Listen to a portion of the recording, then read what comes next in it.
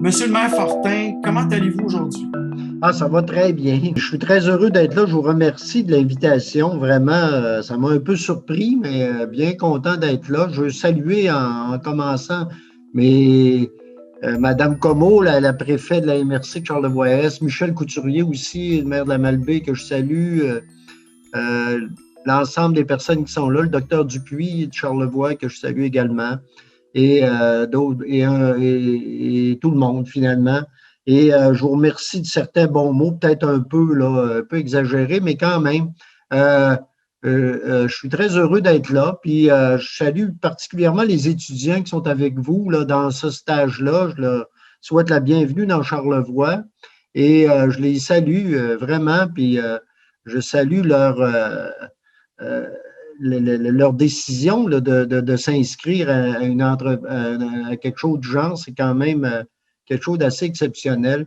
Et donc, voilà, bien content d'être là puis de participer avec vous à ce beau projet-là sur lequel vous travaillez.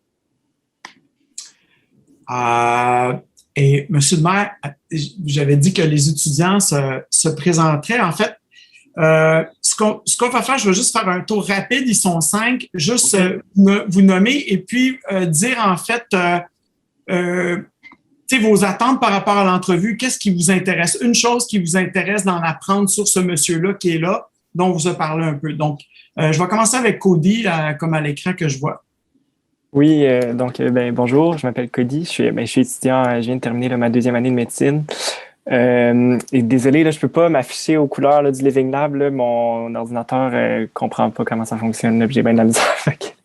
Mais je suis super content de pouvoir assister à l'entrevue aujourd'hui. Là. C'est super le fun de pouvoir visiter un peu, d'analyser la situation sous divers angles pour mieux la comprendre, puis là, l'analyser sous un point de vue un peu plus politique. Là, ça va venir vraiment, là, je pense, nous aider à mieux là, réfléchir là, plus tard. Là. Fait que c'est surtout ça là, qui me rend bien heureux là, d'être ici aujourd'hui. Merci, Cody. On te souhaite la bienvenue. Émeric? Oui, bonjour à tous. Je m'appelle Émeric Plambello. Je suis aussi étudiant en médecine, là, nouvellement dans la nouvelle cohorte du stage. Bien content d'être ici aujourd'hui. En fait, c'est un enjeu là, qui nous réunit tous, là, la fermeture de l'urgence. Puis c'est un enjeu à plusieurs paliers. Aujourd'hui, vraiment voir là, l'impact du municipal puis le travail qu'un maire peut faire là, pour arriver à une solution commune. Là. Diane? Bonjour, je m'appelle Diane, je suis aussi étudiante en médecine. Ce qui m'intéresse, c'est surtout, je connais pas trop la ville Saint-Paul. Et donc, j'ai entendu parler de différentes personnes qui habitent à Saint-Paul, qui travaillent à Saint-Paul. Et puis, maintenant, vous qui êtes maire de Saint-Paul pendant 20 ans, je serais intéressée de voir comment ça a changé pendant tous ces 20 ans. Voilà. Ça va prendre une autre demi-heure. Ouais. C'est très clair. Nicolas a déjà fait 2 mois de stage avec nous, en plus de sa médecine, de façon un peu informelle. Et là, il revient puis il va avoir un rôle un petit peu de leadership pour aider les autres étudiants. Nicolas, tu t'attends à quoi d'une entrevue aujourd'hui comme ça? Je m'attends à ce que ce soit vraiment intéressant. Tu sais, c'est vraiment comme une situation de crise super rare que moi, j'ai jamais entendu ça avant. Fait que c'est sûr qu'un maire avec autant d'expérience que vous, j'ai hâte de voir comment vous allez gérer ça. Puis, c'est ça. Donc, aussi pour mon background, moi, je suis une gauchère. Tu sais, c'est ça, je suis étudiant en médecine. J'ai quand même j'ai un passé un peu plus techno. Fait que je suis là pour aider un peu le Living Lab plus du côté technologique. C'est ça. Puis nous, on a Émilie qui était présentement à l'extérieur, qui ne peut pas se joindre à nous. Alors, Monsieur Fortin, c'est sûr que là, vous êtes en leadership en temps de crise, évidemment. Vous êtes un maire en fin de mandat, en fait. Mais je veux juste commencer par vous poser une question.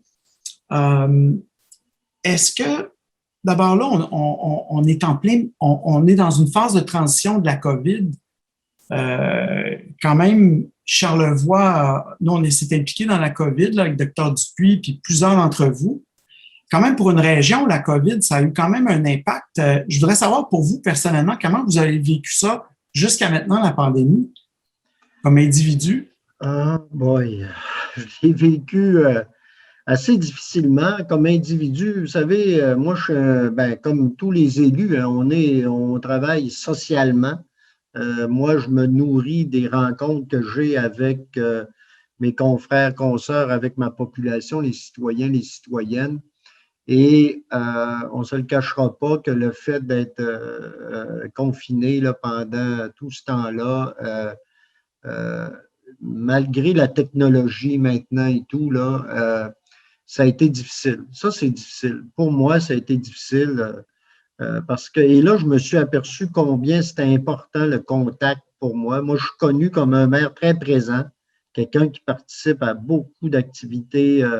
Et pourquoi je le fais, là, c'est pas juste, vous allez me dire, c'est sûr, un politicien est toujours en campagne électorale, là, mais c'est pas que pour ça, c'est beaucoup, c'est les moyens qu'on a pour rencontrer notre monde, pour qu'ils puissent souvent nous parler et puis qu'on puisse échanger sur plein de choses. Et j'ai pas eu ça pendant le temps de la pandémie, en tout cas beaucoup moins. Et pour moi, ça a été difficile. C'est l'aspect le plus difficile. Par contre, en même temps, je suis assez fier de ma population qui, je pense, a bien répondu globalement, là. Je pense que, puis si on parle pour tout Charlevoix, mais là, je vais faire attention de ne trop m'avancer, mais si je parle de ma population, globalement, a bien répondu à la chose. On a réussi quand même, à travers ça, à maintenir un niveau d'activité quand même assez intéressant et pouvoir, je pense, limiter le nombre de cas chez nous. Puis je pense aussi à l'été dernier où on a eu beaucoup de monde ici, hein, d'un peu partout. On a été vraiment très visité énormément.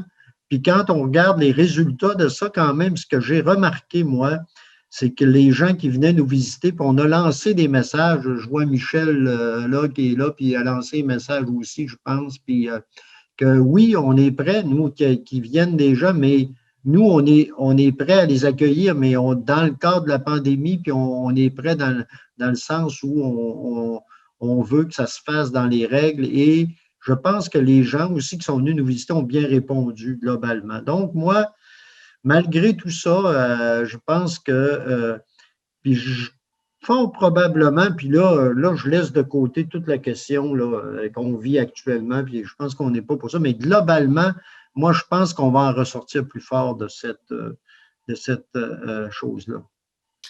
Mais il reste, merci, M. le maire, mais il reste que quand même, malgré tout ça, comme plusieurs communautés, vous avez perdu des personnes importantes dans votre communauté. Oui, ben oui. Pouvez-vous nous en parler un peu? Ben c'est sûr qu'il faut toujours revenir au-delà d'une approche plus globale. C'est certain que, par exemple, nous, à Baie-Saint-Paul, il y a eu en résidence des bâtisseurs, ici, une résidence privée pour personnes âgées, mais dans laquelle la communauté des petites franciscaines est déménagée quand ils ont quitté l'ensemble conventuel ici. Et il y a plusieurs personnes, au niveau des bâtisseurs, il y a eu plusieurs décès, hein, malheureusement, des gens qu'on connaissait, des gens que moi, plusieurs que je connaissais très bien, mais dont 8 religieuses. Donc, ça a été, et parmi celles-là même, vous savez, nous, à Baie-Saint-Paul, on a eu une grosse négociation là, pour reprendre la ville, l'ensemble conventuel des petites franciscaines, qui est un immense couvent ici, puis qui est au cœur de la ville, puis qui marque l'histoire. Et il y avait parmi ces religieuses-là des gens, des personnes avec qui on a travaillé là, pendant quelques années. Et ça a été un choc, là, on ne se le cachera pas. On a beaucoup entendu parler de ces personnes-là. Oui, et puis il faut voir aussi, c'est l'ensemble des...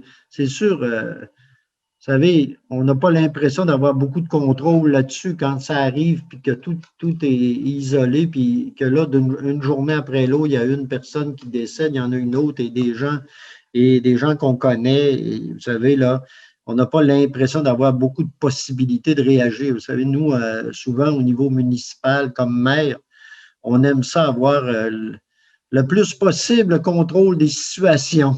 Et là, on n'a pas le contrôle et on est démuni par rapport à ces choses-là, puis on s'aperçoit que un peu tout le monde l'est. Mais heureusement, je pense, malgré tout ça, là, heureusement, je pense que les mesures qui ont été prises ont permis là, de résorber assez rapidement la crise de l'époque. Ça, c'était une crise, puis vous parlez aujourd'hui, tantôt j'entendais, vous disiez une période de crise, là. Pour moi, ce qu'on vit actuellement, c'est sérieux.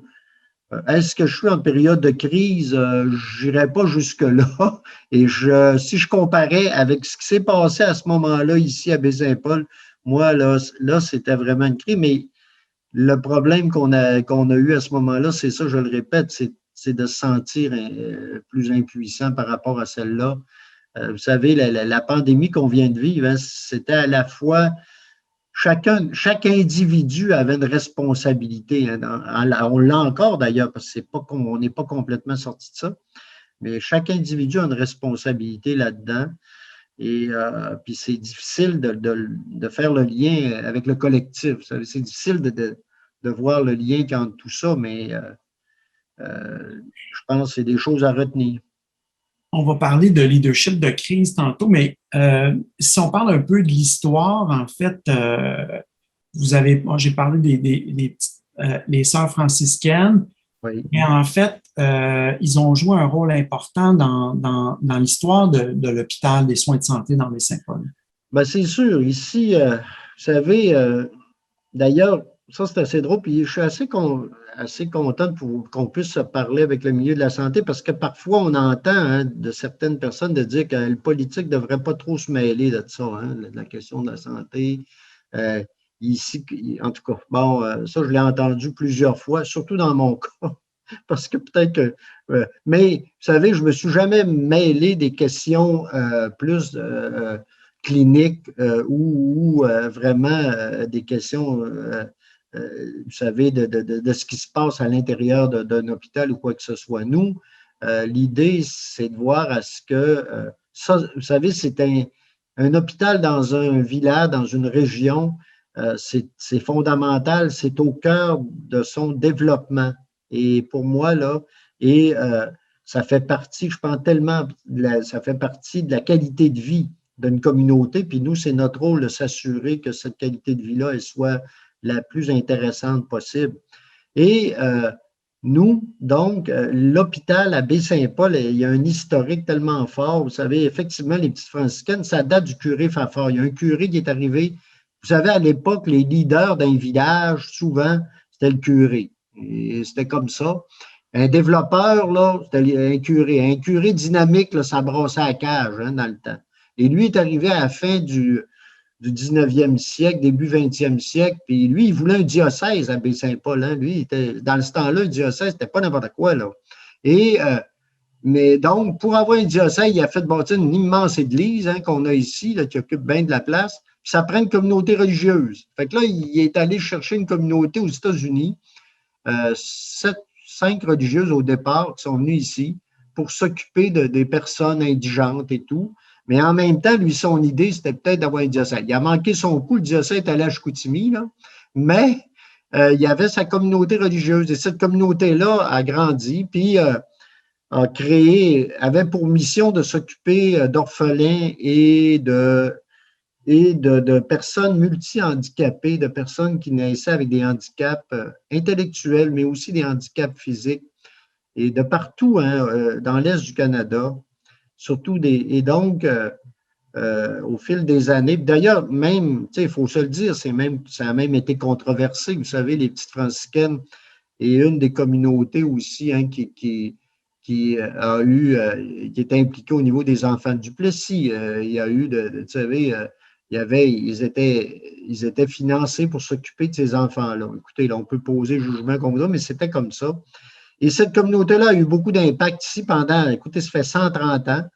Et ils ont construit des immenses bâtiments, mais particulièrement l'hôpital. À un moment donné, il y avait au-delà de 1000 patients dans cet hôpital-là. Et tranquillement, au fil des années, l'hôpital s'est transformé juste compléter, dans les années 60, il y a eu tout le mouvement de la désinstitutionnalisation et même les petites franciscaines ont été impliquées. Il y a une religieuse, Sœur Gisèle Fortier, qui était quelqu'un qui travaillait avec le ministère au niveau des Affaires sociales et de la santé pour conseiller au niveau de la désinstitutionnalisation. Et elles ont beaucoup travaillé à ce niveau-là. Puis, elles ont eu beaucoup d'impact ici. Elles étaient le principal employeur. Elles ont financé plein de projets. D'ailleurs, à l'époque, ils appelaient ça une société d'investissement qui avait été créée par le Fonds de solidarité de la FTQ. Puis dans notre MRC, on était la seule qui avait une communauté religieuse qui avait financé la Solide. Eux, ils avaient mis de l'argent, ils avaient mis de l'argent à l'époque. D'ailleurs, ils sont encore parmi les actionnaires là, de la Solide. Donc, ça vous donne. Et elles ont donné les terrains ici à Baie-Saint-Paul pour la construction de la polyvalente, la construction de l'aréna, plein de choses. Donc, imaginez, c'était très important. Donc, et l'hôpital est devenu un hôpital général, mais dans les années 60, sous la propriété du ministère. Et mais a toujours occupé une place très importante au cœur des citoyens et citoyennes de Baie-Saint-Paul, mais même j'oserais dire de tout Charlevoix, là. Et donc, un peu c'est l'histoire un petit peu plus lointaine qui est fort intéressante dont j'ignorais aussi tous ces détails-là. Et après ça, à un moment donné, il y a eu l'annonce finalement que pour ceux qui ne le savent pas, que l'hôpital était à risque de s'effondrer. Alors, parlez-nous un peu de ce moment-là. Rappelez-nous, c'est Dr. Bolduc qui était ministre de la Santé, je pense. Oui. OK, rappelez-nous un peu, vous avez reçu un appel, l'hôpital pourrait s'effondrer. Mais moi, je vais vous avouer, je me rappellerai toujours, j'étais en train de jouer dans un tournoi de golf au Manoir Richelieu et tout à coup, je reçois un téléphone là où on me dit le ministre veut vous rencontrer demain matin et il veut vous parler de quelque chose de très, très, très important. Ça concerne la démolition potentielle de l'hôpital de Baie-Saint-Paul. Moi, je ne croyais pas. Et je dis, voyons, j'en avais, on avait depuis quelques mois et moi, personnellement, je m'étais dit, ben voyons, ça ne peut pas arriver. Et évidemment, c'était officiel, on nous l'a annoncé et c'est sûr que dans la population, ça c'était quasiment comme y arracher le cœur finalement, hein, démolir, enlever l'hôpital au cœur de Baie-Saint-Paul avec tout ce que ça veut dire, son impact au centre du village, la question des petites franciscaines, vous savez, presque tout le monde, même dans Charlevoix, là, quelqu'un près de lui qui a travaillé à cet hôpital-là, un oncle, une tante, des enfants, des frères, des sœurs, des parents. Moi, ma mère y a travaillé. Moi-même, j'y ai travaillé. Et où se sont fait soigner là, hein, plein de monde et aussi. Donc, écoutez, ça a eu tout un impact à ce moment-là et on a dû, nous, à ce moment-là, je pense rapidement, moi, le lendemain de ça, il y avait des gens à la maison chez moi, dans ma cuisine, là, qui sont venus me voir pour dire hey, monsieur le maire, là, ça n'a pas de bon sens, il démolit ce hôpital, on ne peut pas laisser, ça n'a pas de sens, on ne peut pas laisser aller ça et tout. Mais on n'avait pas le choix pour la démolition. Et évidemment, le questionnement, c'était quel est l'avenir des choses? Est-ce qu'un hôpital. Évidemment, ça nous a fait réfléchir sur la place d'un hôpital dans une communauté, la place d'un équipement comme celui-là pour la vitalité d'une communauté, particulièrement à Baie-Saint-Paul, où en plus, au fil des années, on est devenu une destination touristique importante. Et on est une ville centrale d'une MRC. Vous savez, la MRC où je suis, moi, Baie-Saint-Paul, c'est 55 de la population puis 50 de la richesse, là. Et donc, et sa situation géographique aussi de Baie-Saint-Paul nous a amené à réfléchir à ça, à l'importance que ça pouvait avoir. Et c'est ce qui fait que rapidement, le milieu s'est mobilisé pour dire à tout le moins si oui, on accepte la démolition à quelque part. Bon, on nous a parlé de questions sismiques, les coûts que ça pouvait représenter, mais nous, on disait, écoutez, nous, on veut pouvoir continuer. Vous savez, cet hôpital-là déjà était devenu un hôpital général avec une urgence, avec tout, avec les équipements qui étaient adéquats pour ça. Et pour nous, là, il était incontournable d'avoir de continuer d'avoir ce type d'équipement-là et de pouvoir offrir le service de première ligne à notre population. Et vous savez, on nous appelle maintenant au niveau municipal, on nous appelle nous-mêmes, on a demandé d'être considérés comme des gouvernements de proximité. Hein.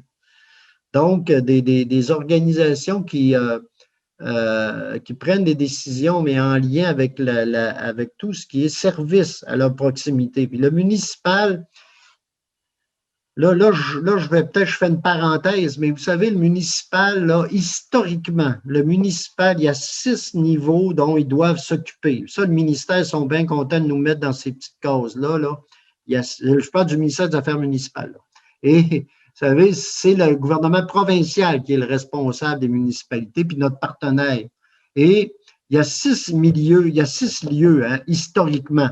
Puis là, je les nomme rapidement, vous savez, puis vous les connaissez, puis ils sont importants, ils sont fondamentaux. Évidemment, il y a l'administration, les taxes et tout ce que vous voulez, puis l'équité, hein, le retour de ces argents-là. Il y a la voirie municipale, il y a les loisirs, un peu de culture, hein, un peu, je dis ça là, parce que loisirs et culture, puis avec un petit quelque chose, il y a les pompiers, la police et également l'hygiène du milieu, ce qu'on appelle l'aqueduc, égouts et eau. Donc, ça, c'est historiquement comme ça. Mais au fil des années, les municipalités sont devenues impliquées, puis pour toutes sortes de raisons, dans plein d'autres choses. En environnement, c'est fondamental. Au niveau de la santé publique, au niveau de la santé, les demandes, les attentes, on est impliqué également.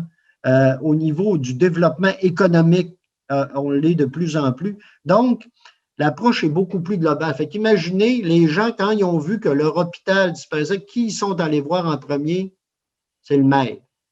Parce que le maire devient, évidemment, est le représentant des citoyens du gouvernement, si on appelle ça un gouvernement de proximité. Et étant donné l'implication, et moi, je suis un maire historiquement qui est quelqu'un qui est un partisan de l'implication des élus dans le développement global de leur communauté. Donc, vous comprendrez que quand cette nouvelle-là est arrivée, pour moi, là, il fallait rapidement se mobiliser et s'assurer qu'on puisse à tout le moins conserver, mais évidemment, et même si on pouvait améliorer ce service-là qui est tellement important auprès de la population. Puis mais en fait, moi, ce que je dis toujours par rapport à ce dossier-là, c'est qu'on a transformé une catastrophe, c'était une catastrophe, en une opportunité. Et parce qu'on a un équipement intéressant, ça a permis aux gens de se mobiliser autour de l'importance de la santé, hein, au-delà des équipements, oui, mais de la santé aussi, puis de l'importance aussi de ce qu'on a comme service et puis de nous voir aussi comme étant je pense que ça nous a permis de voir aussi, de défendre le fait que nous sommes une population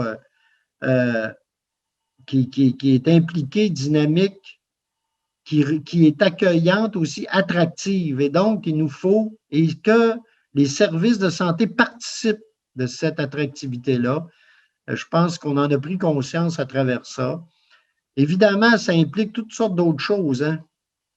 Toute la question de la place dans Charlevoix, dans la région de la Capitale-Nationale, dans Charlevoix. Comment on arrime ça, vous savez, là on arrive, comment on arrime ça avec l'ensemble de la desserte de services de santé dans Charlevoix, puis même au-delà de ça, dans la Capitale-Nationale.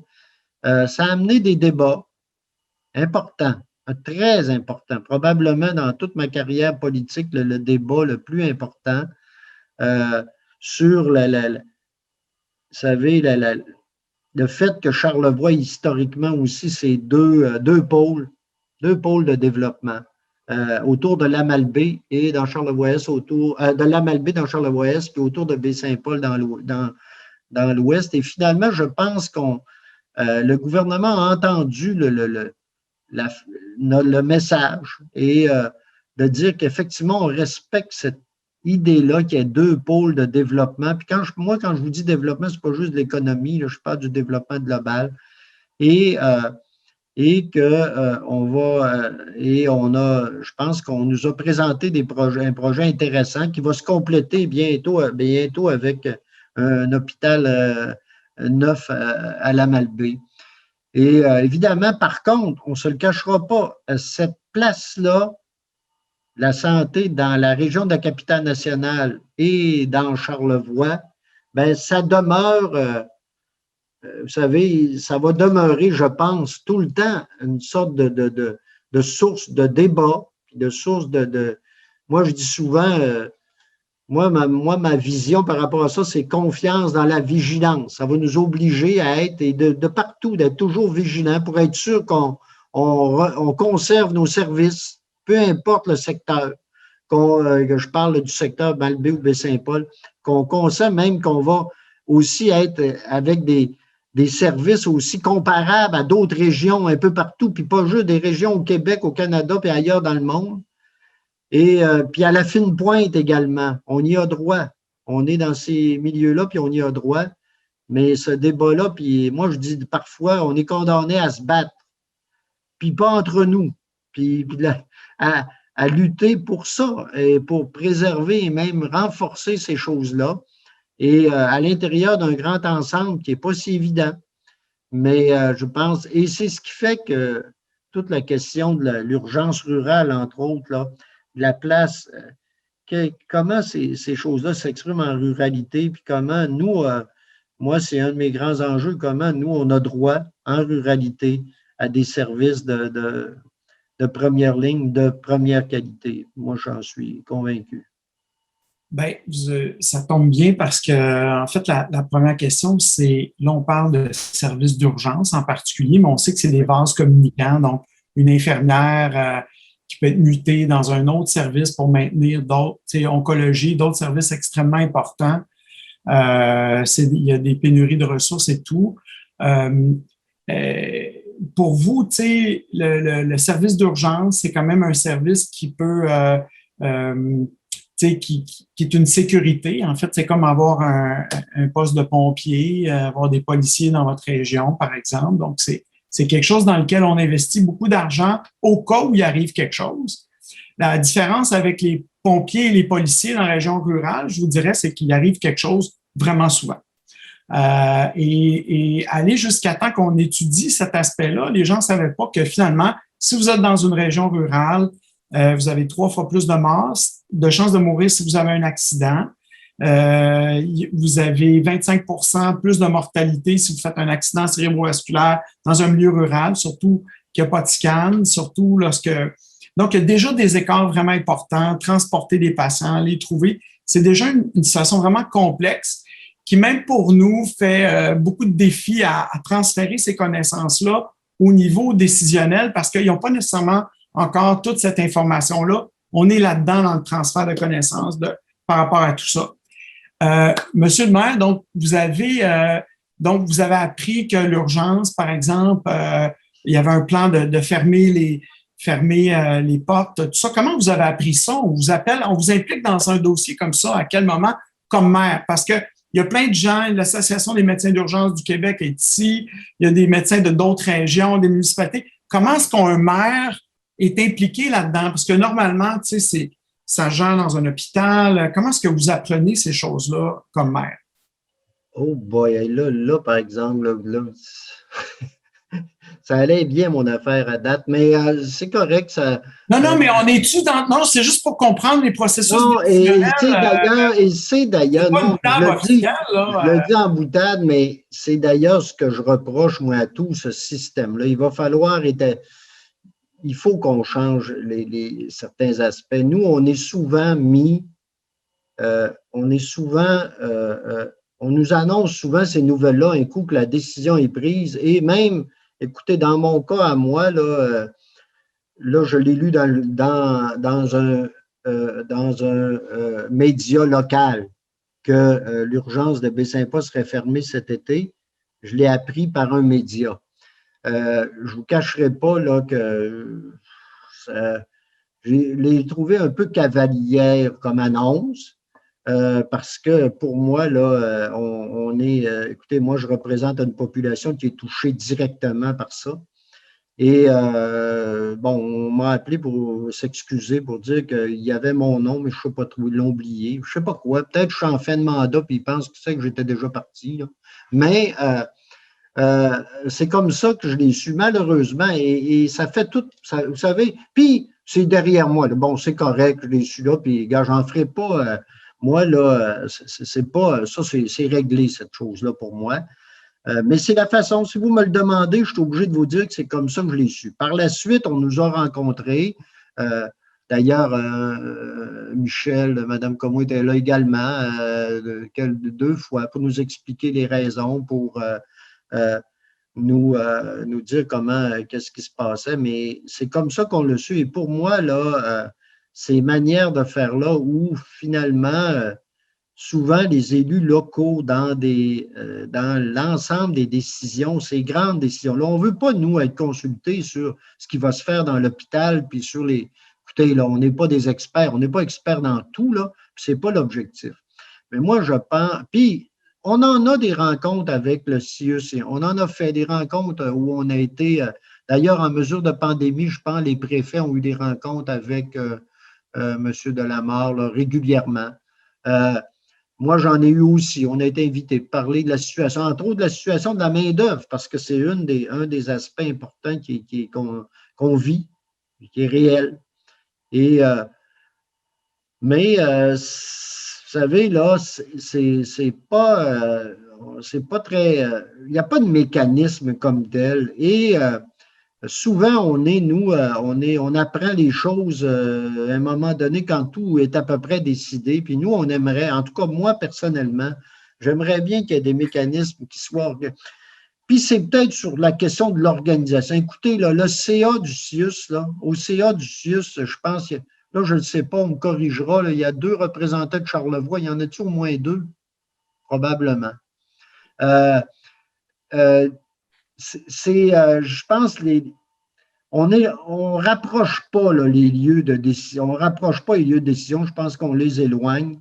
Et souvent, ça nous met, nous, en tout cas, en milieu rural, dans des positions où on est, comme je le dis des fois, malheureusement, considérés comme des éternels chialeux puis bougonneux, parce qu'on apprend les choses après coup, puis que là, ben, il faut réagir. Et qu'il y a des choses qu'on ne peut pas laisser passer, comme l'idée, cet été, à Baie-Saint-Paul, de fermer l'urgence le soir, tous les soirs, toutes les nuits. Et je sais, en plus, je l'ai déjà dit, je comprends les raisons qu'on me donne, puis je suis de tout cœur avec les employés de la santé. Je sais ce qu'ils ont vécu. Tu sais, je le comprends, ce qu'ils vivent, ce qu'ils ont vécu, et il y a des limites à ce qu'on peut demander. Par contre, je n'ai pas le choix de dire, moi, que j'ai de la misère à accepter cette façon de voir-là. Puis cette façon d'arriver à des situations comme ça font voir des fois peut-être que dans toute la vision qu'on a du système de santé de plus en plus centralisé, ben les secteurs plus éloignés, on dirait, sont comme les parents pauvres de ça. Et ça, moi, le signal que ça me donne, c'est qu'il ne faut pas que ça soit comme ça. Et qu'il y a sûrement des façons de gérer tout ça différentes et qu'il va falloir le regarder autrement. Comment? Je n'ai pas mais j'espère que le travail que vous faites actuellement, justement, peut participer d'une approche de pouvoir nous aider à prévoir les choses puis à aller peut-être d'être un peu plus prévisible par rapport à ce qui se passe. Merci, Monsieur le maire. Puis d'ailleurs, en fait, donc on comprend que les maires ne sont pas systématiquement partie prenante des décisions d'une organisation de santé.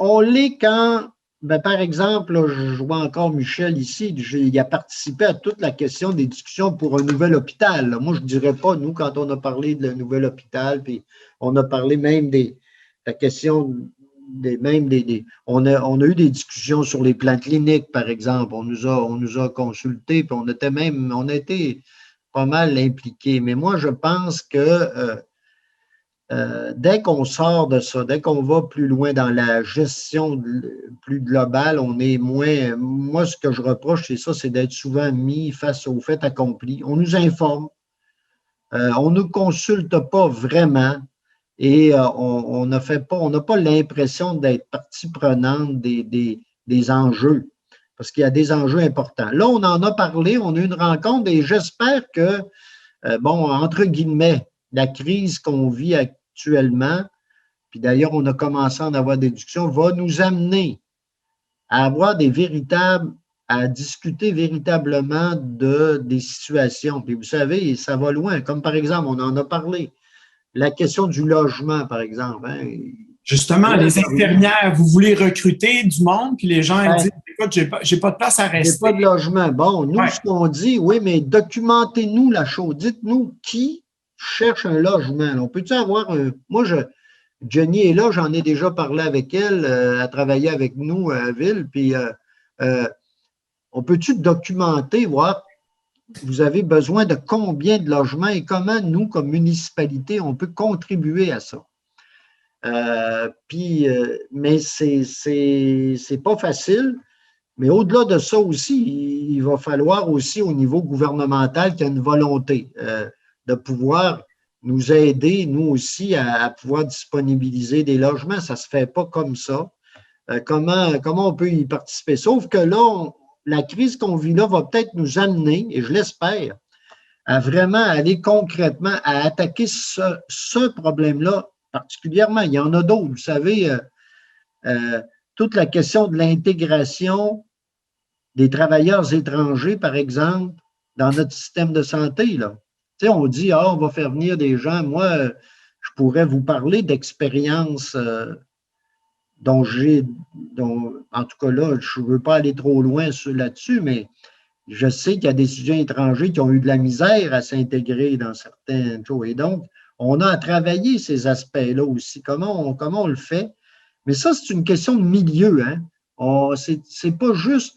Et c'est ça des fois qui est un peu problématique. Il ne faut pas que le système de santé se referme sur lui-même et ne nous arrive qu'en période de crise. Là, il n'y a plus rien, ça ne marche plus. Là. Et moi, je pense qu'il faut, puis pour pas que ça arrive, il faut que les milieux soient mieux consultés, mieux impliqués dans les prises de décision par rapport à ça. Ou à tout le moins, peut-être pas dans les prises de décision comme dans avoir que nous aussi, on nous considère comme étant peut-être des gens qui peuvent être pas tout le temps des bougonneux et des chialeux, mais on peut être aussi des gens qui peuvent être positifs et proactifs et qui peuvent aider, dans certains cas, à trouver des solutions.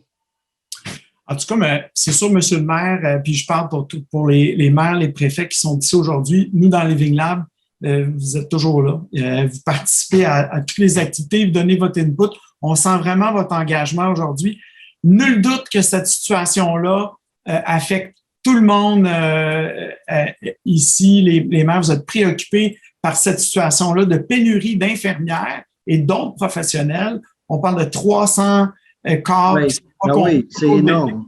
C'est énorme.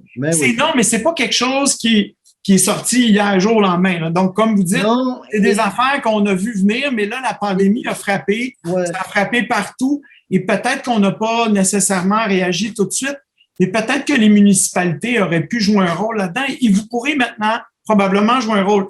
Mais monsieur le maire, vous êtes le maire et les autres dans la région, vous êtes une des plus belles régions du Québec. Vous avez des infrastructures, pour la plupart, fantastiques. Les gens vont chez vous. Tout le monde veut aller là, vivre là peut-être. Comment ça se fait que vous avez autant de problèmes à recruter des infirmières? Et qu'est-ce que vous pouvez faire pour faire rêver les professionnels? Les dire cet été, là, j'en veux 50. On va trouver des logements. On va gérer avec les organismes touristiques. Êtes-vous capable, Monsieur le maire, de faire quelque chose dans l'immédiat pour régler le problème? Dans l'immédiat, j'avoue être un peu... Ben, à court d'idées, peut-être, mais je pense ça nous oblige à nous asseoir ensemble. Puis là, moi, je pense qu'en gros, on est capable de voir des possibilités. Je sais que dans les rencontres qu'on a eues là, au cours des derniers jours, même la députée s'est avancée en disant hey, s'il y a un problème vraiment au niveau, entre autres, du logement, comment on peut vendre ça? Vous savez, on a dans Charlevoix, par contre, on a participé à plein de choses. Je regarde Vise Charlevoix, là, il y a une organisation qui s'appelle Vise Charlevoix, dont l'objectif est de vendre Charlevoix, puis d'aller justement faire qu'on puisse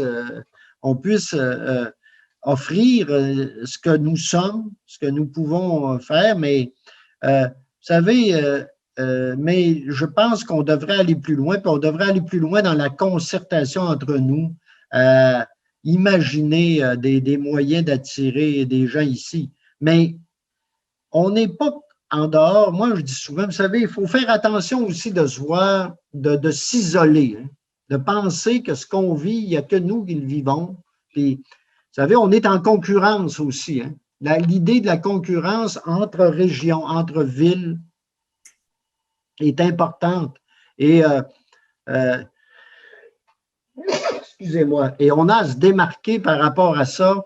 Vous savez, la pénurie de main-d'œuvre, la bataille qui se fait pour attirer des gens un peu partout, entre autres au Québec, mais même ailleurs, c'est quelque chose d'assez extraordinaire. Mais moi, je pense qu'on devrait être plus impliqué, particulièrement dans l'accueil de travailleurs étrangers aussi. On devrait, moi, je pense, puis on devrait, moi, ce que je suggère, c'est qu'on nous invite aussi. Vous savez, le CIUS sont allés en mission en Europe et en Afrique du Nord l'an passé, je crois. Et moi, j'entendais, mais vous savez, c'est des gens du CIUS impliqués par la bande qui me disaient il s'en vient quelque chose, il faudrait faire quelque chose. Et moi, en partant, il faudrait, je pense, qu'on ait des. Voyons, excusez-moi. Qu'on ait, en partant, il faudrait qu'on ait des gens de cellules de crise là, qui travaillent entre nous, qui disent là, on identifie des gens, des lieux, puis là, on agit rapidement, on est capable il faudrait être capable d'avoir ce type. Maintenant, on va être obligé d'aller dans ce type de réaction-là. On parle d'une crise là, par rapport à l'urgence, nous, mais la véritable crise est peut-être ailleurs et dans l'attractivité, puis dans la rétention de la main-d'œuvre. Et puis ça, c'est un rôle que tout le monde a à jouer, à la fois les services de santé qui ont aussi à retravailler des choses, mais nous également, puis on est prêt à le faire. Monsieur le maire, je pense que mais il va falloir agir, être capable, on parle d'agilité aujourd'hui, hein, vous savez, c'est un terme qu'on entend, mais il faut être plus agile dans les décisions qu'on a à prendre, puis les mesures qu'on peut prendre. Puis, monsieur le maire, et je parle à tous les maires, préfets qui sont ici aujourd'hui, tu sais, oui, il y a toute la question de recrutement, mais il y a la question de rétention. Est-ce que Charlevoix va partir une campagne pour justement remercier les infirmières qui restent au front, qui font des doubles chiffres présentement? Est-ce que vous allez… Oui, non, mais ça, c'est sûr, effectivement, nous, ça, c'est un aspect, effectivement, sur lequel on a, nous, c'est de notre côté, on a à travailler ces aspects-là aussi. Comment la ville, comment vous allez finalement les remercier d'être là, de ceux qui vont rester au combat présentement pour vous sauver la vie, en fait, durant l'été? Bon, actuellement, on regarde aller la situation. Moi, j'ai dit hier, on a eu une rencontre où on nous a dit qu'on décalait d'une semaine, puis on prenait le temps de discuter avec le personnel pour voir comment on peut améliorer la situation. Moi, j'ai dit que je faisais confiance au processus. Puis en temps et lieu, on va voir à quoi ça va mener, mais en temps et lieu, déjà, moi, je salue l'initiative de certains membres de personnel qui se sont avancés en disant non, nous, on peut faire plus ou autrement. On peut faire autrement.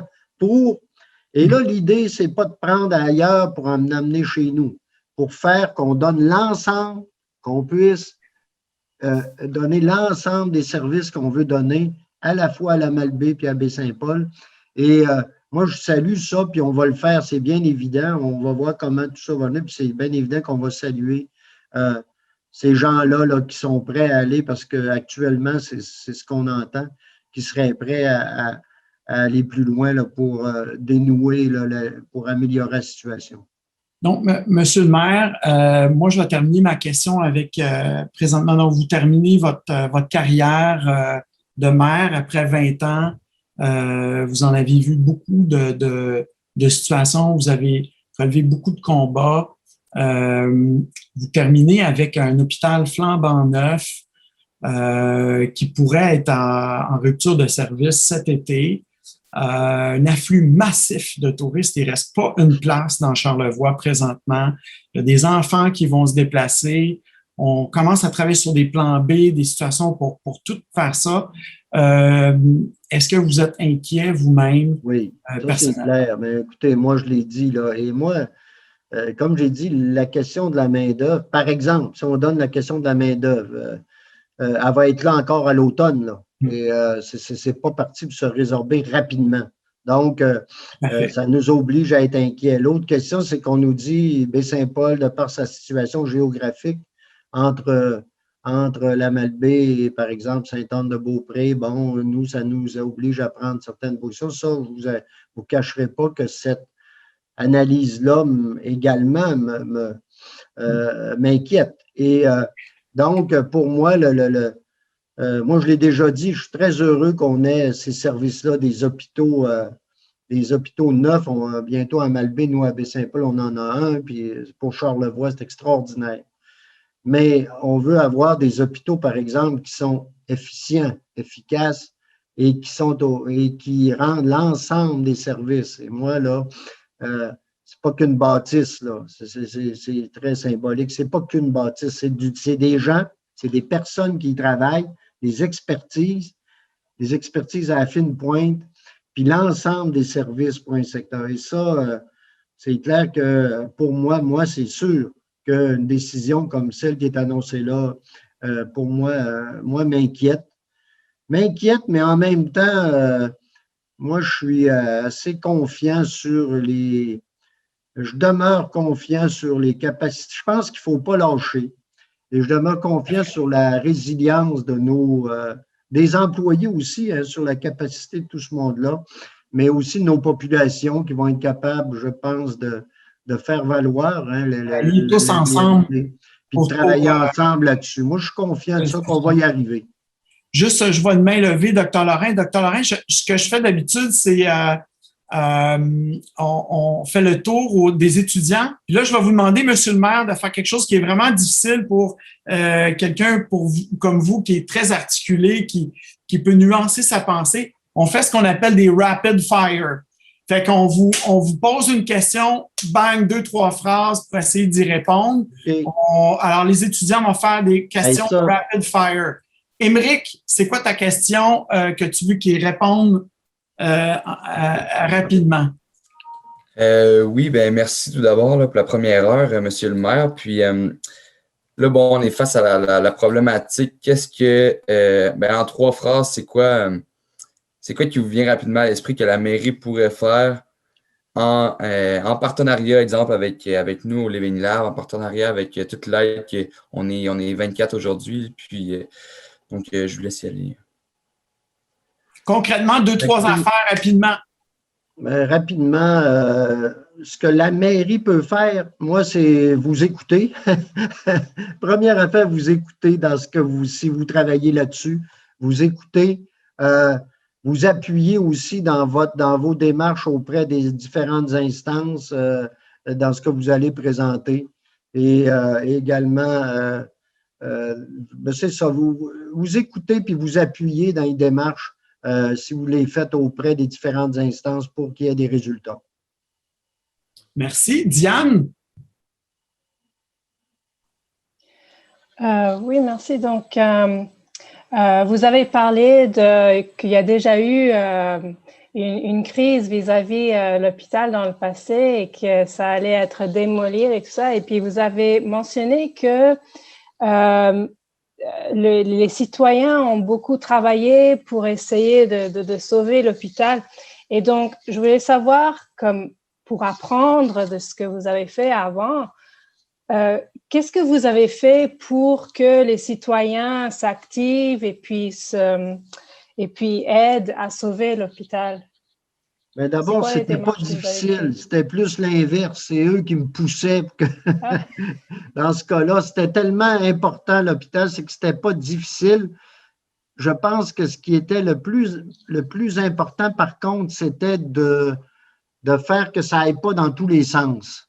C'est qu'on ait quand même une stratégie, puis quelque chose, puis que ça ne soit pas fait les uns contre les autres, ou qu'on évite que, oui, qu'on fasse des débats, mais qu'on puisse, au bout de ça, là, être capable de faire qu'on travaille ensemble, là, et que tout ça soit cohérent. Et ça, je pense, c'est ça qui est important.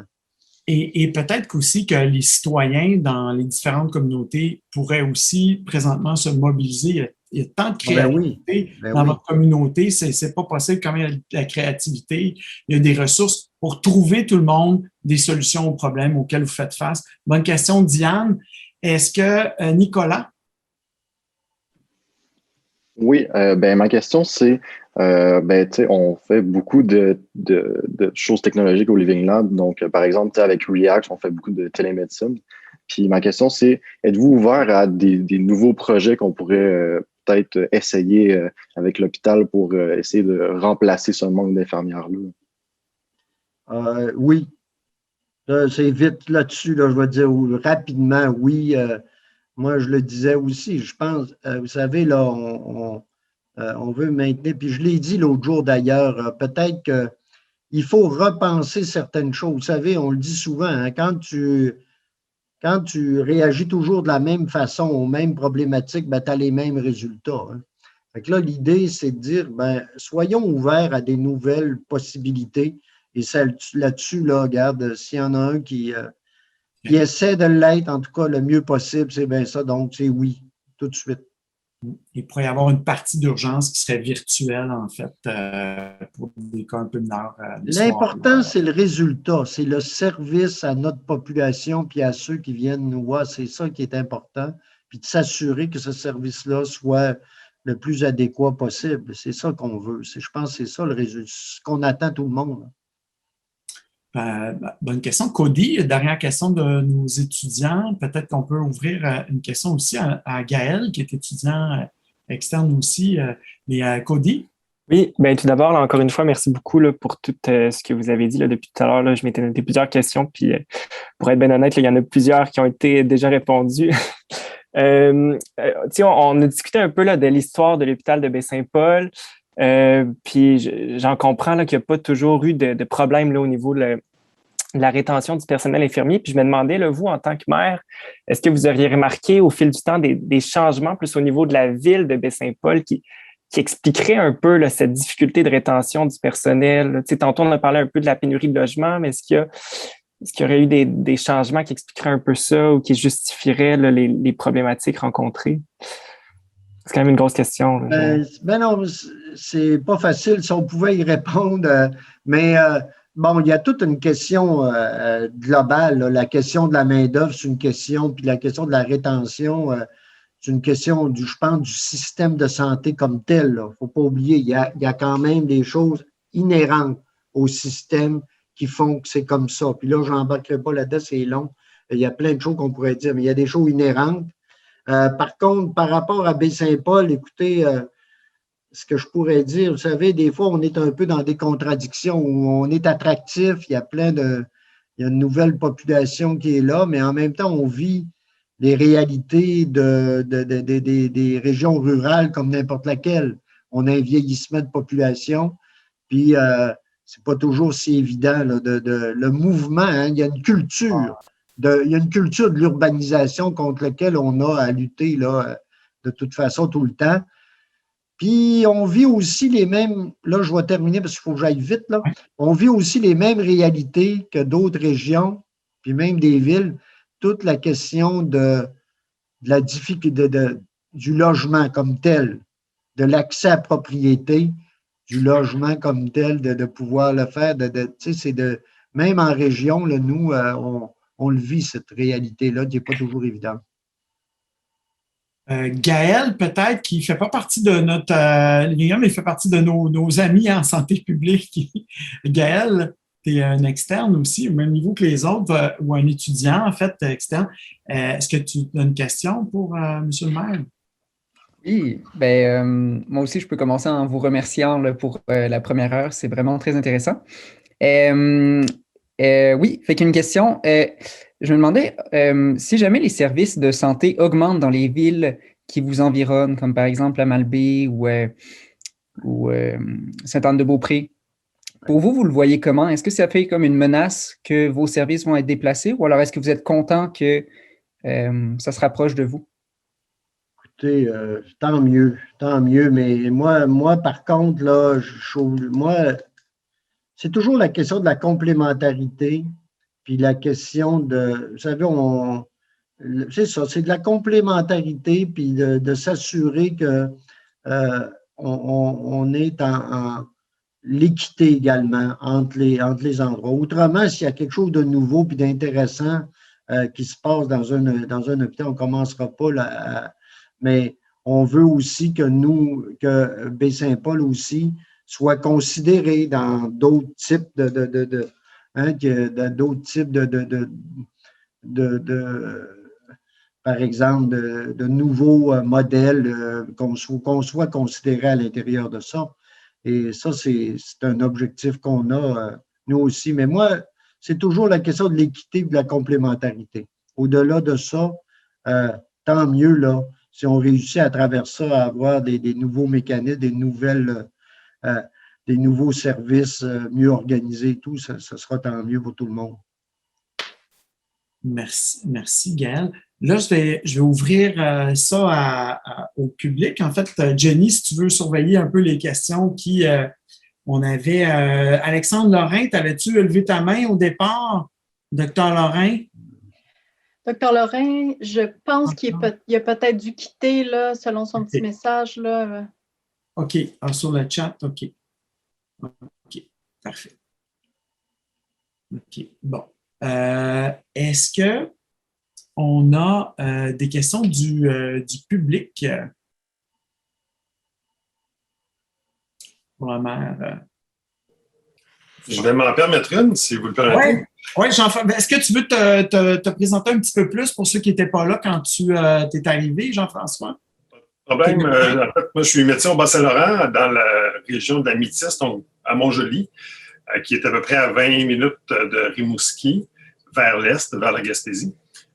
On est en situation toujours un peu critique au niveau des effectifs médicaux et toujours en besoin, fait qu'on vit un peu le même pattern qui se vit actuellement à Baie-Saint-Paul avec une fermeture de notre urgence, nous aussi, à 16h les fins de semaine cet été, qui vient d'être annoncée justement hier. Puis justement, ma présence aujourd'hui, je me demandais si dans votre région, si dans votre expertise, vous aviez comme maire l'impression que les actions politiques étaient en appui aux actions dans le milieu hospitalier, étaient arriver à un résultat supplémentaire par rapport à une action seulement dans le milieu hospitalier pour arriver à des fins ou arriver à un but. Trouvez-vous que les actions politiques supplémentaires, donc par les maires, les députés, avez-vous des exemples ou des situations que vous avez vues ou si vraiment ça apporte quelque chose de plus et que ça amène un résultat supplémentaire? Moi, je pense que oui, ça amène, en tout cas, ça peut en amener, parce que souvent, on n'a pas vraiment le choix, mais comme je le disais tantôt, on est les représentants du milieu, nous, et je pense que, en tout cas, nous, de mon côté, moi, les fois, vous savez, tantôt on parlait de l'hôpital de Baie-Saint-Paul, on est allé assez rapidement sur la question de la démolition, de la reconstruction, mais au niveau du milieu politique, nous, on a travaillé très fort sur ce dossier-là, puis je vois Michel qui est là, je pense qu'à la Malbaie, il a travaillé pas mal fort aussi pour l'hôpital là-bas à la Malbaie. Et on a quand même, parce que c'était pas si évident, là. Ni l'un ni l'autre, c'était si évident que ça. Et je pense que le travail des politiciens dans ces cas-là a eu un impact. Il y a eu un impact, évidemment appuyé par d'autres politiciens à d'autres niveaux. Mais le travail des politiciens locaux, moi, le mien, en tout cas, je suis convaincu que ça en a eu, puis je pense que je suis convaincu aussi que celui de Michel en a eu. Et puis ça existe ailleurs. D'autres exemples, nous, oui, si on regarde le Living Lab, vous savez, là, avec toute la question, tantôt, on disait, nous, on avait demandé le conseil municipal, l'idée, on était rendu sur un centre de recherche, on y allait peut-être fort, mais je pense que notre intervention, et là, M. Fleet pourra le dire, je pense que l'intervention du conseil et l'intervention politique, je pense, n'a pas nuit au fait que vous êtes là, puis que le Living Lab est installé.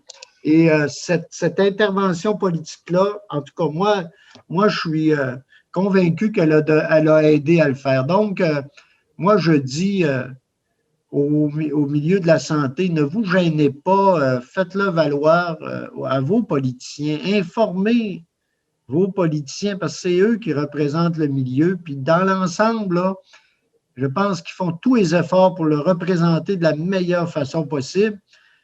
Et puis, il faut, je pense, y aller. Puis, il y a des résultats possibles en le faisant. Et moi, là-dessus, là, je suis convaincu de ça. Et donc, restez pas tout seul avec vos choses, Jean-François. Et puis, en fait, Jean-François, tu es aussi un citoyen de la ville et tu es aussi vulnérable que les autres, tes enfants, ta famille. Donc, effectivement, on oublie ça des fois comme médecin, mais on est un citoyen, nous aussi, tu sais, puis on a le droit à aller voir notre maire pour nous aider, qui est branché, qui siège sur plein de tables, qui connaît aussi des enjeux stratégiques et tout. Fait que c'est sûr et certain. On a-tu d'autres questions? Bien, je voulais ajouter aussi, puis là, je parle, mais vous savez, il ne faut pas oublier, quand je parle au début de gouvernement de proximité, la place des élus, un maire, là, c'est élu par l'ensemble de sa population, puis on a tendance parfois à ne pas voir puis quelques-uns ensemble qui décident de travailler quelque chose, là, on n'imagine pas par l'impact et l'importance que ça peut avoir. Puis au fil des années, comme je vous disais avant, puis là, c'est un peu une conclusion, mais au fil des années, les maires, moi je dis souvent, là on n'est plus là, les maires, juste pour gérer l'aqueduc, l'égout, un budget serré, puis baisser les taxes. Fini ça. On travaille maintenant sur un ensemble de choses, sur la vie, l'ensemble de la vie de nos citoyens. C'est difficile, c'est exigeant, mais c'est ça maintenant. Et donc, il ne faut pas gêner pour aller les voir parce qu'ils ont un impact, puis plusieurs ensemble, ils ont un impact parfois qui peut être important et il ne faut pas négliger ça. C'est très important. C'est important. Prochaine question. Sinon, moi, c'est sûr, j'ai des questions pour du monde qui sont ici, mais prochaine question. Y en a-t-il qui veulent...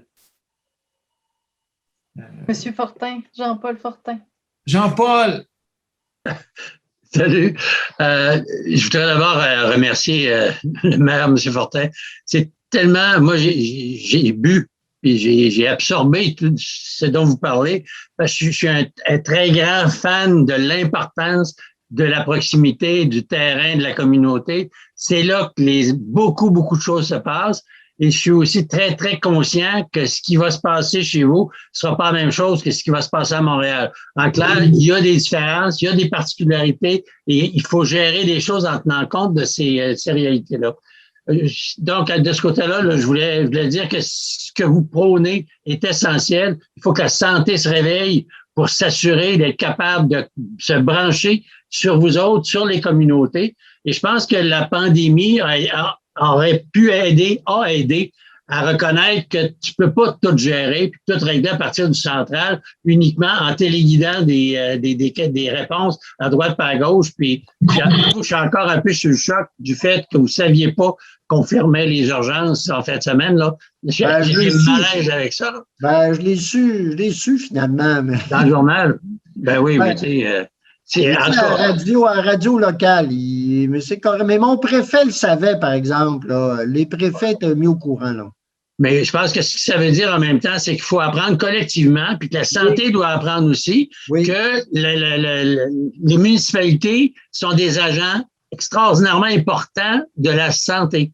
Puis là, je pense qu'il faut continuer à aller dans ce sens-là, puis voir comment on peut travailler ensemble. Puis là, je regarde Dr Bélanger, il y avait le projet à Amqui où il y a eu le mouvement de la population.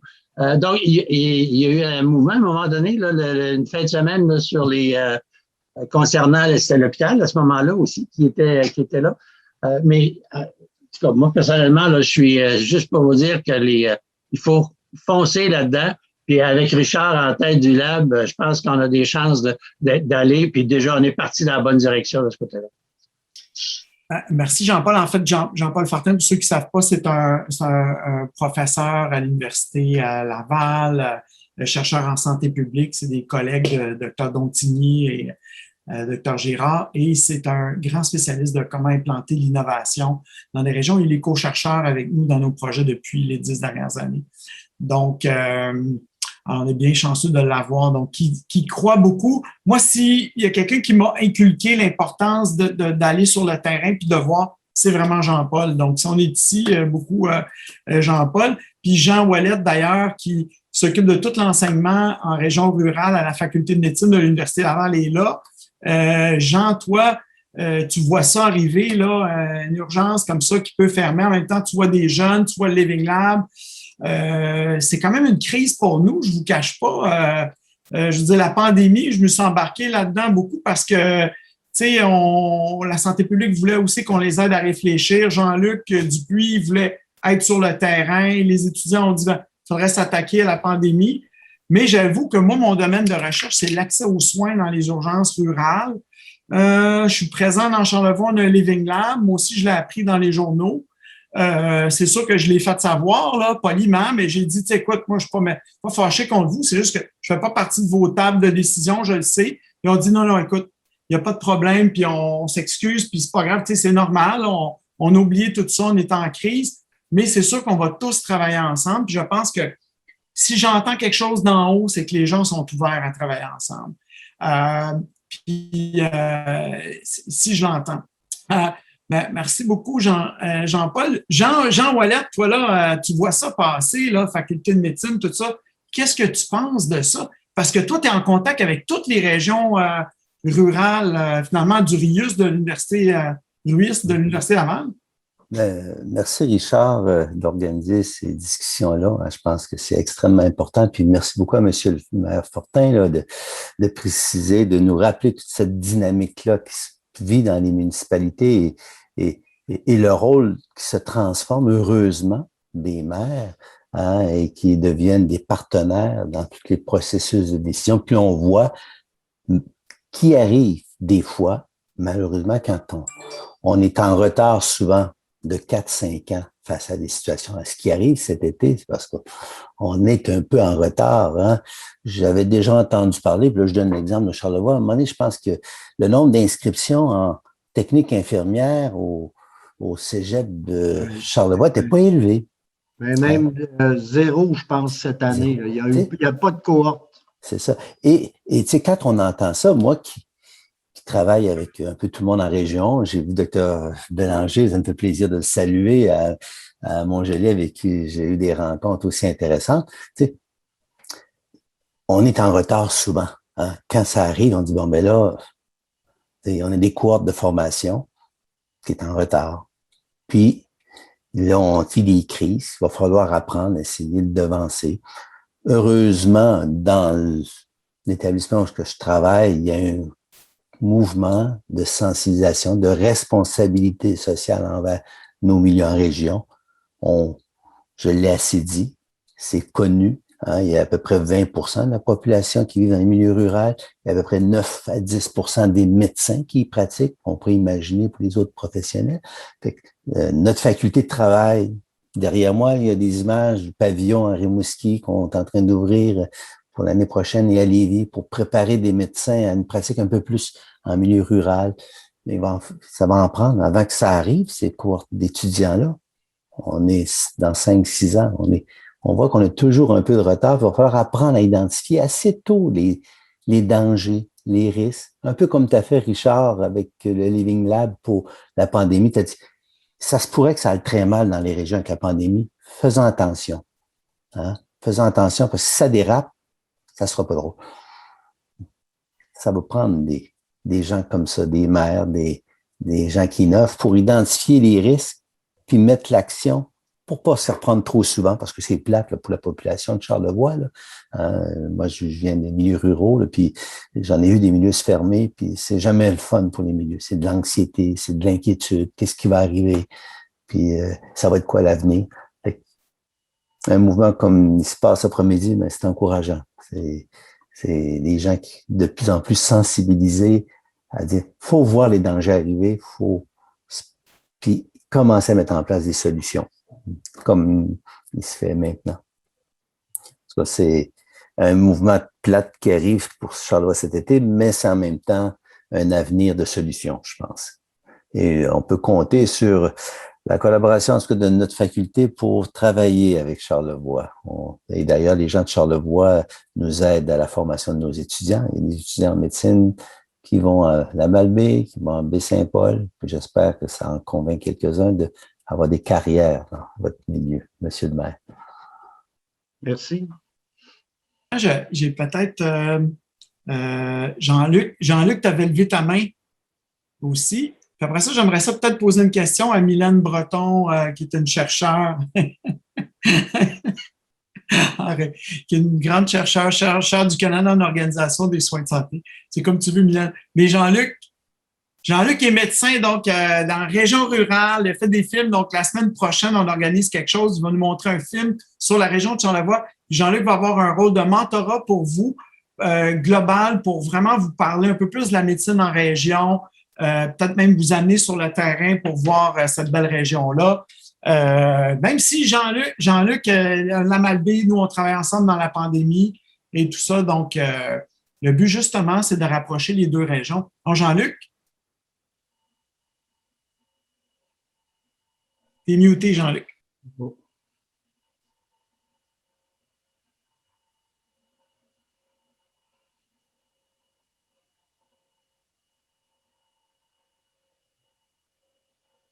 Ah, je ne sais pas si Jean-Luc est sur mute. Est-ce que vous m'entendez? Oui. Oui. Alors, d'abord, je voudrais saluer M. le maire, que j'admire et je respecte depuis tellement d'années. Mais avant tout, je suis le médecin le plus senior de Charlevoix, celui qui a passé le plus de temps en région éloignée et qui a connu le plus de partis politiques et le plus d'organisations à partir de toutes les formes inimaginables de gestion. Et pour les jeunes étudiants qui sont derrière moi, je voudrais vous mettre en réflexion que le système que nous vivons est un triangle. Vous avez d'un côté la bureaucratie québécoise, vous avez de l'autre côté le politique québécois et vous avez de l'autre côté le réseau des travailleurs de santé. Et la crise que nous vivons, nous l'avions prédite, nous, depuis de nombreuses années. Et je vous rappelle, dans la date d'aujourd'hui, qu'il y a 80 000 patients dans la région de Québec qui vont devenir orphelins sans médecin de famille. Alors, si on a accusé toutes les partis politiques depuis 30 ans de ne pas être capable de régler le problème d'urgence, il faudrait peut-être commencer à penser que c'est pas du politique là, que devient le problème, c'est plutôt du système d'organisation. Et actuellement, moi, j'ai confiance que si, et seulement si, on a une collaboration du système de santé, il y a des solutions innovantes qui peuvent être temporaires pour Baie-Saint-Paul et qui assurent la sécurité. Monsieur le maire a parlé de la sécurité. Il y a moyen d'assurer la sécurité de la personne, de la population de Charlevoix pendant cette période difficile-là qui ne sera pas facile à régler. Puis je voudrais terminer aussi sur le fait que nous avons dénoncé la centralisation des gouvernements précédents et les régions rurales ont payé très, très, très cher de perdre. Monsieur le maire parlait des gouvernements locaux. Nous avions des gouvernements locaux de la santé. Nous avions dans chacun des hôpitaux un directeur général, une équipe de soins et nous pouvions être beaucoup plus proches de la population et avoir un dialogue avec le côté politique et le côté bureaucratique. Donc, je ne prends pas plus longtemps pour dire que moi, je suis optimiste et pessimiste en même temps. ça dépendra si le politique est capable de faire changer le paradigme bureaucratique et au moins de revenir à la décentralisation. Mais quand tout le monde se met ensemble, il y a des forces immenses et je pense que je suis intéressé à participer au Living Lab pour des solutions concrètes pour Baie-Saint-Paul. Ben, je peux peut-être compléter. Je suis parfaitement d'accord avec Dr. Dupuis. Puis en fait, là, je pense qu'il y a une problématique qui était inattendue, qui arrive vraiment du champ gauche là, par rapport à la fermeture. Mais je pense qu'il faut rapidement réfléchir quelle offre de service on peut mettre temporairement pour répondre à ce bris de service-là. Il y a clairement l'accès à la première ligne. Les urgences, c'est plus spécialisé, mais est-ce qu'on peut mobiliser nos organisations, des médecins avec des plateaux techniques? Une urgence que ça l'offre aussi, c'est l'accès rapide à des plateaux techniques pour que les cas plus légers puissent être traités à Baie-Saint-Paul avec les professionnels en place. On peut penser aux IPS, qui est peut-être dans les éléments de solution pour aider à certaines activités. La téléconsultation, elle a pris beaucoup d'ampleur. Il y a probablement peut-être avec des points de service à la Malbaie et même Québec, là, et penser plus large, là, mais je pense qu'il y a un élément à réfléchir. Tantôt, Jean-François Bélanger, il disait qu'il y avait aussi le même problème. Je pense qu'il y a à gagner à réfléchir à ces solutions-là en tête de boxe ou même un réseau de médecins qui pourrait dire, écoute, parce qu'il y a une question de volume, comment on peut réfléchir à peut-être un réseau de médecins en heure défavorable pour répondre à cet accès de service? Parfois, c'est des conseils. Puis après, cette cascade-là, puis les cas plus lourds, de toute façon, vous les traitez souvent, sont déjà souvent réorientés quand ils sont plus lourds, mais avoir cette offre de service de proximité, je pense qu'il y a des médecins engagés, puis c'est aussi les autres professionnels, je miserais sur... Puis là, c'est ça le problème, c'est les infirmières, mais est-ce qu'on peut faire rouler avec d'autres professionnels? Les GMF, il y a des ressources qui sont là, qui sont déjà en délaissage. Je pense que. Puis, M. le maire, vous avez bien montré qu'il y a un engagement. Les gens qui sont sur place, ils veulent participer et contribuer à l'effort collectif. Puis, ça demeure que l'enjeu de rétention est au cœur du programme, mais du problème. Mais comme Jean-Louis Ouellette le dit bien, on fait la formation maintenant en région rurale pour adresser cette problématique qu'on pose l'hypothèse que les gens vont rester. Mais il y a une réponse urgente cet été à penser à une offre de service temporaire, parce que le bris de service va rester pour quelques années. Le minimum, si vous permettez, le minimum acceptable pour Baie-Saint-Paul, le minimum, c'est un système de triage. Le minimum, pour que la population sache que l'évaluation de leur cas, la sévérité de leur cas va être faite, même si l'unité n'est pas complète, n'est pas fonctionnelle. Le minimum, c'est comme la guerre, c'est d'avoir un triage. Vous, c'est urgent. Vous, c'est pas urgent. Vous pouvez aller là. Vous pouvez aller là, mais au moins un minimum de triage. Puis il y a des algorithmes qui existent maintenant, des algorithmes qui permettent aussi même, OK, t'es P4, P5, par exemple, tu vas faire des cas cliniques, je te pousse un rendez-vous dans une clinique médicale, dans un rayon, puis là, on ouvre. C'est une bonne idée. En tout cas, vous avez plein d'idées pour réfléchir cet été. Donc, on était avec justement Reax ce matin, où on parlait justement de même quelque chose comme tu dis, Mylène, qui est une chercheure en organisation de soins en première ligne. C'est une chercheure qui a une chaire du Canada en recherche en soins de première ligne, donc toute l'organisation des systèmes. Donc, c'est une experte et co-chercheur dans le Living Lab aussi. Donc, on réfléchissait aussi à ça par rapport même les paramédics communautaires, comment on peut rehausser encore, valoriser les paramédics communautaires, les équipés de télémédecine. Est-ce qu'il peut y avoir un médecin à Baie-Saint-Paul qui est de garde ou ailleurs pour justement les systèmes de triage avec la télémédecine? Il y a tellement de possibilités parce que toutes les régions rurales, en fait, vont subir ce problème-là très bientôt, effectivement. Monsieur le maire, on termine l'entrevue aujourd'hui. D'abord, j'aimerais vraiment vous remercier de tout votre temps, votre énergie, mais tout ce que vous avez fait pour Baie-Saint-Paul, pour toute la région de Charlevoix à travers les années, pour nous dans le Living Lab. J'aimerais vous poser une question. Vous aimeriez qu'on se rappelle de vous comment? Aïe, aïe, aïe, ça, question piège. Qu'on se rappelle de moi comme quelqu'un qui avait à cœur que sa ville soit la plus intéressante, la plus belle, la plus attractive possible. la plus belle à vivre, qui a travaillé à ce que sa ville soit la plus belle à vivre pour longtemps. Merci beaucoup, Monsieur le maire. Merci à tout le monde d'avoir participé aujourd'hui. Je pense que ça s'est très bien déroulé de façon très cordiale. Je veux juste vous dire, Monsieur Couturier, Madame Comeau, merci beaucoup pour votre temps. On est là vraiment pour vous aider, toute la région ensemble, pas pour vous diviser, ça c'est sûr. Puis on vous connaît bien, puis vous êtes vraiment du bon monde. Et puis, merci infiniment. Et puis, il va y avoir, vous allez voir, plusieurs grandes entrevues. Oh, excusez-moi, l'Association des médecins d'urgence du Québec était là aujourd'hui, représentée par M. Daniel Lépine, qui est le directeur général, et puis Dr. Judy Morris, qui était là aussi aujourd'hui à un moment. Donc, ils sont très au parfum de qu'est-ce qui se passe présentement et sont là pour voir comment ils peuvent nous aider aussi. Et j'essaie sur le CA aussi de la MUC comme représentant des urgences rurales au Québec. Donc, j'ai comme un autre rôle aussi. Et donc, on est tous là pour travailler ensemble pour vous aider, Charlevoix. Merci à vous. Merci à Jean. Merci à vous beaucoup. Merci beaucoup. Merci tout le monde. Hein? Au revoir. Témoignage. Merci de m'avoir invité. Salut tout le monde. Salut Michel. Bye, Jean. Merci. Odile aussi. Bye. Les étudiants, on a dans quelques minutes un autre meeting.